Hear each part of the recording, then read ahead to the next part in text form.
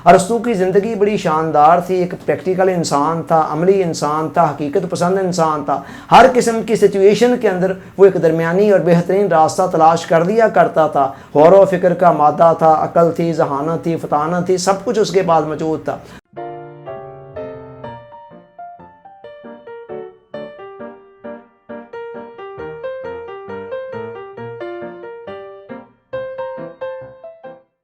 Dear audience, अस्सलाम वालेकुम।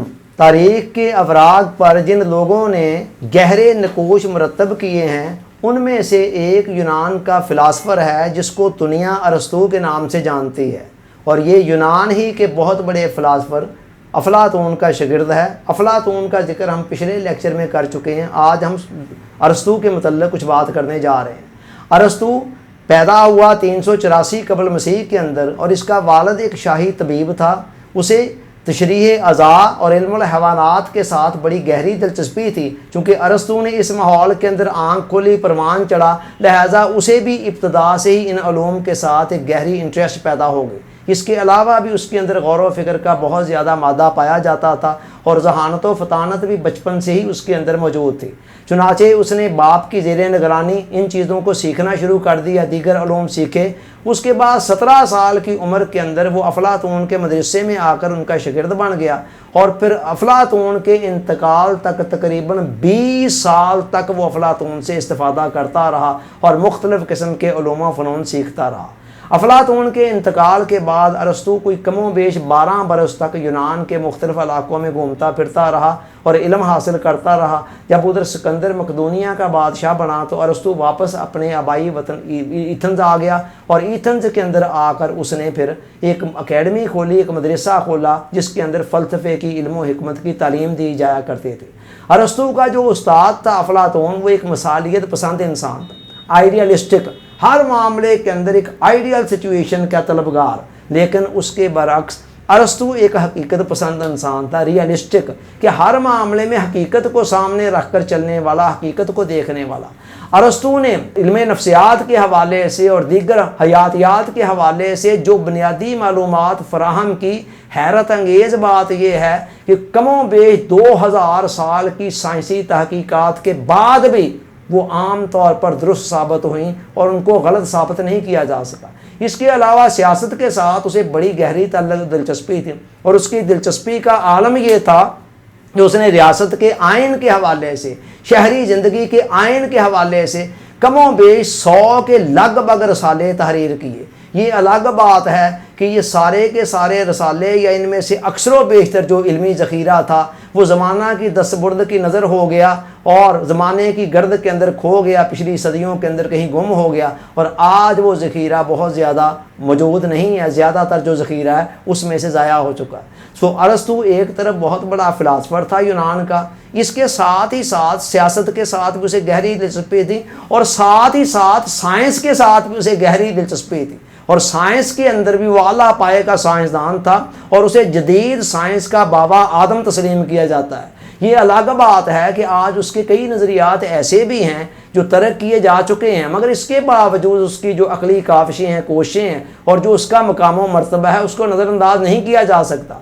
फिर इसके अलावा फ़लसफ़े के अलावा, सियासत के अलावा, साइंस के अलावा भी कई दीगर सोशल साइंसेज के कई शोबों के अंदर वो शख्स बहुत ज़्यादा मुतालिया भी रखता था, बहुत ज़्यादा गौर व फिक्र भी करता था। सारी ज़िंदगी उसकी तहकीक के अंदर गुजरी। उसने कई उलूम को नई नई डायमेंशन दी और उनमें खूबसूरत किस्म के इजाफे किए और उनके अंदर नई रवायात कायम की। उसके इल्म का कमाल ये है कि उसने कई उलूम की, मुतअद्दिद उलूम की, उसने बुनियादी इस्तिलाहात वज़ा की, और ये इस्तिलाहात आज भी फ़लसफ़े के अंदर, साइंस के अंदर और सोशल साइंसेज के कई उलूम के अंदर इस्तेमाल की जा रही हैं। यूरोप की जो तहजीब है और यूरोप की जो इल्मी ज़िंदगी है, उस पर जितना असर अरस्तू ने डाला, उतना असर शायद ही किसी दूसरे बंदे ने डाला हो।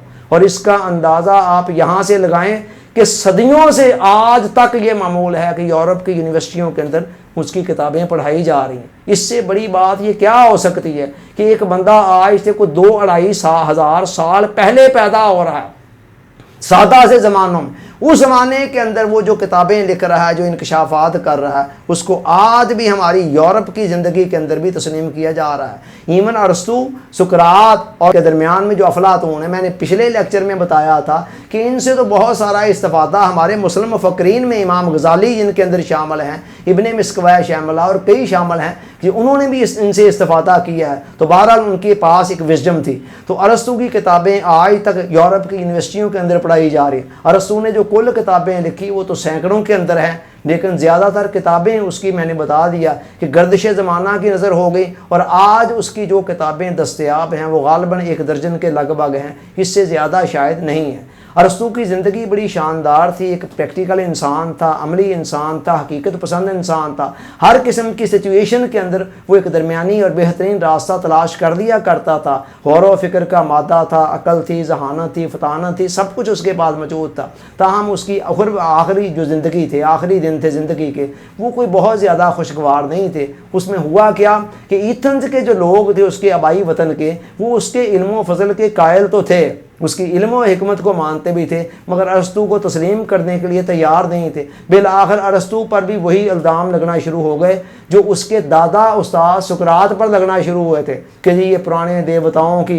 खिलाफ वर्जी करता है, उनके ख़िलाफ़ बातें करता है और नए नए देवताओं को मुतारफ़ करा रहा है, और ये है कि ये नौजवानों को गुमराह कर रहा है, वगैरह वगैरह। ऐसी आवाज़ें जब उठनी शुरू हुई, ऐसे इल्ज़ामात लगने शुरू हुए, तो अरस्तु ने हिकमत का मुज़ाहरा करते हुए मुनासिब यही समझा कि अपने इलाके को छोड़ दिया जाए। वो अपने इलाके को छोड़कर अपने ज़माने के उस अपने मुल्क के, अपने वतन के दानश्वरों से तो बच गया, लेकिन मौत से इंसान कहाँ बच सकता है। तो अरस्तु यहाँ से चला गया और उसके गालिबन 1.5 साल बाद ही वो फिर तभी मौत की आगोश में जाकर इस दारे फ़ानी से कूच कर गया। अरस्तु का, सुकरात का, अफलातून का और इस तरह के दीगर तमाम दानश्वरों का मुश्तरका मसला जिसकी तरफ मैंने पिछले लेक्चर में भी इशारा किया था, वो ये है कि इनके पास नबुव्वत की रोशनी नहीं थी, वही की रोशनी नहीं थी। लिहाजा इन्होंने जो जो नताइज भी अखज़ करने होते थे वो अपनी अकल से, अपनी फ़हम व फ़रासत से अखज़ करने होते थे।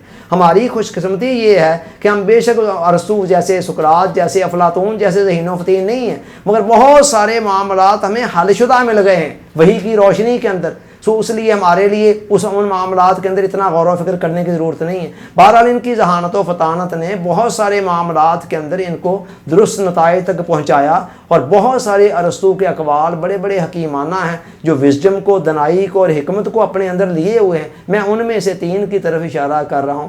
पहला कौल अरस्तु का ये है कि खामोश रहना सबसे आसान काम है और ख़ामोशी सबसे नफ़ा बख्श आदत है।